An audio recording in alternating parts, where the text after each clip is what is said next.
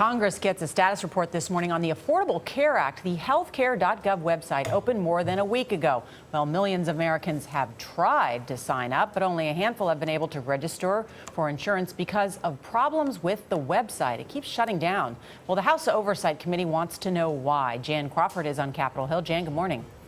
Good morning, Nora. Good morning, Charlie. You know, administration officials who are in charge of implementing and enforcing all of this are going to be on the hot seat here on Capitol Hill this morning. I talked to Chairman Darrell Issa last night, and he told me he plans to ask how and why this chaos could have happened, and he's not the only one talking about the disarray.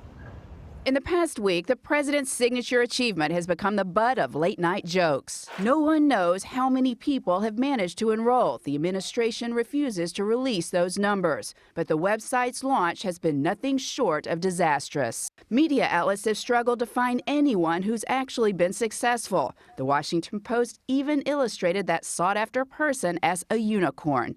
USA Today called the launch an inexcusable mess and a nightmare. White House officials initially blamed the problem on unexpectedly high volume, with more than 8 million hits in the first week. But after the website went offline over the weekend for repairs, officials now are acknowledging other problems. We've identified the glitches. We've added hardware. We're recoding software. And I can tell you today is better than yesterday, and we're hoping in the very near future to have a seamless process. That's what we're aiming for. But computer experts say the website has major flaws. It wasn't designed well, it wasn't implemented well, and it looks like nobody tested it. Luke Chunk's company builds online database programs. He supports the new healthcare law and says it's not demand that's crashing HealthCare.gov. The entire website needs a complete overhaul.